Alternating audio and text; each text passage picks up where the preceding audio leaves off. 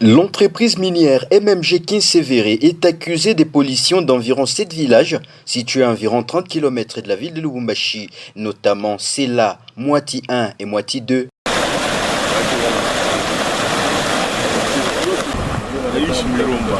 C'est près de 1000 personnes atteintes d'une maladie d'origine inconnue. Les habitants de ces villages se disent être victimes de rejets liquides que déverse l'entreprise minière MMG dans les eaux des rivières et des champs. Kile kipande kia kule mimi naona panuzu kwa hata 5 km 4 km kile baribia wasege wanatafuta sasa kwanza kupasula bainge 3e phase.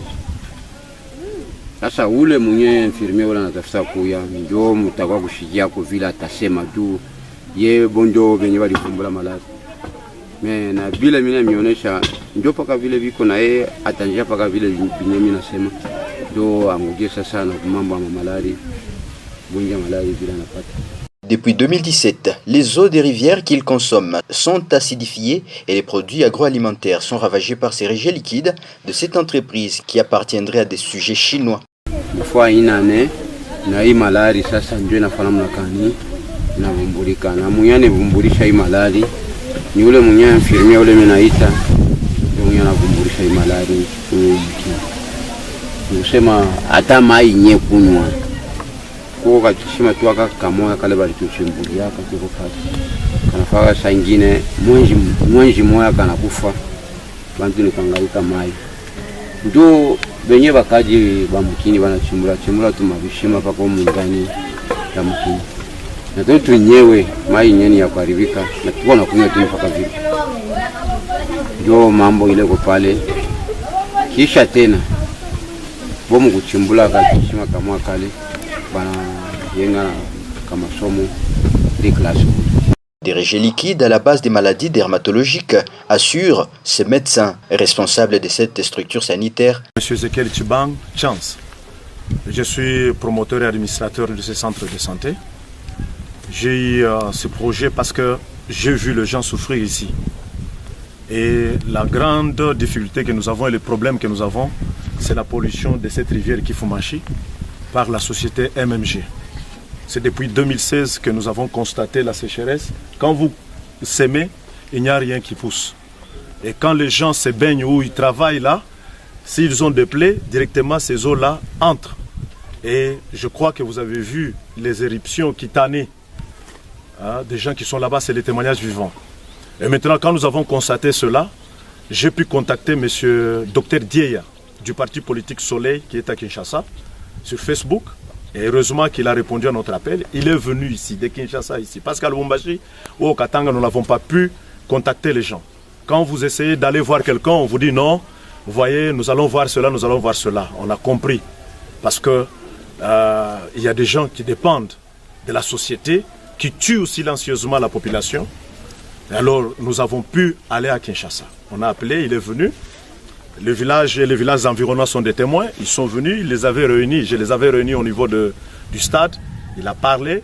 Et une semaine après, il a envoyé le docteur Mabala des cliniques des universitaires. Il est venu pour prendre les échantillons. Il a pris des échantillons du sang au-delà même de 100 quelques personnes.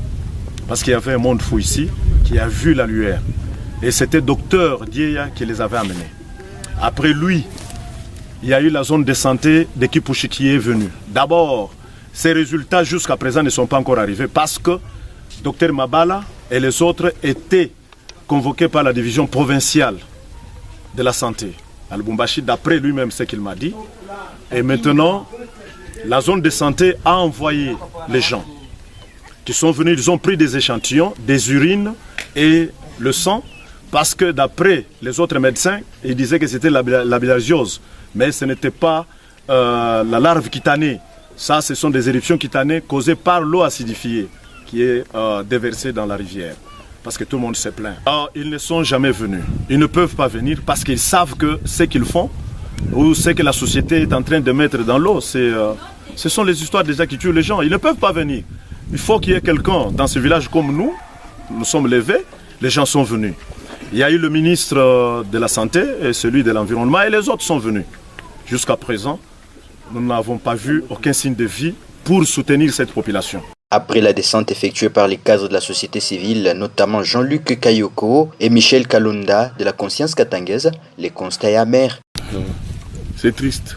Nous n'allons pas nous laisser vendre ou nous faire tuer toute une communauté par un prétendu investisseur. Un prétendu, est-ce que nous pouvons appeler MMG un investisseur? Non, nous devons arrêter. Et nous donnons aujourd'hui raison au président de la République. Il dit il faut des entreprises comme ça les faire disparaître. Vaut mieux vivre avec sa richesse pauvre que vivre avec un investisseur qui tue toute une génération. Et nous pensons qu'il est temps. Si les députés ne se sentent pas concernés, je ne sais pas ils sont députés de qui. Si le gouvernement provincial, à travers un ministre de l'Environnement, un ministre de la Santé, qui viennent et qui ne reviennent plus, qui ne donnent plus rien, nous nous posons beaucoup de questions. Et nous demandons au secteur de Bukanda, est-ce qu'ils ne peuvent pas libérer l'argent dans la redevance minière et achever et appuyer ce dispensaire? Nous pensons qu'il faut mettre fin aux aventures. Et nous savons qu'ils sont encore en train de vouloir prendre encore la terre. Pourtant, MMG n'a même pas un cahier de charges pour ces villages. Ces villages doivent jouir de cahier de charges. Mais pourquoi il n'y a pas de cahier de charges? Donc ça dit que les autorités qui font de l'élaboration de cahier de charges des commissionnaires doivent arrêter. Et je pense que la loi est très claire. Vous n'avez pas de cahier de charges après 6 mois, on doit vous fermer. Moi je me pose la question si nos autorités de l'environnement, de la santé comprennent les choses. Donc nous allons vendre et déplacer toute cette population pour un investisseur qui n'investit en rien. Parce qu'investir, c'est faire jouir aux autres leurs droits, leurs richesses. Mais aujourd'hui, nous allons dire que MMG fait jouir à la population riveraine de leurs richesses. Non, mais par contre, tue. Sûrement, ce qu'on a vu à la télé, c'est réel. Nous n'allons en aucun cas admettre que les membres de la conscience katangaise, les natifs, les villageois, les ayants droit de ces richesses puissent souffrir. Quand on appelle les investisseurs, c'est pour venir pour le bien-être communautaire. Mais aujourd'hui, on ne voit pas le bien-être communautaire. Nous voyons la mort, nous voyons la maladie. Et ils cherchent encore à prendre d'autres espaces pour exploiter encore davantage. Alors là, nous appelons à la conscience toutes les autorités de la province du Haut-Katanga, surtout celles relatives à la santé, de pouvoir venir intervenir vitement avant que le pire n'arrive. Dans la foulée, les maladies dermatologiques sont visibles sur les peaux de plusieurs enfants. Situation similaire chez les hommes et les femmes. Ce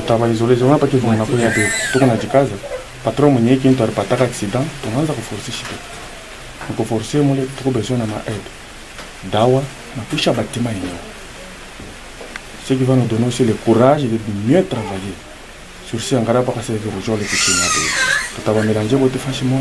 Ya kudefendre makasa binatupitia.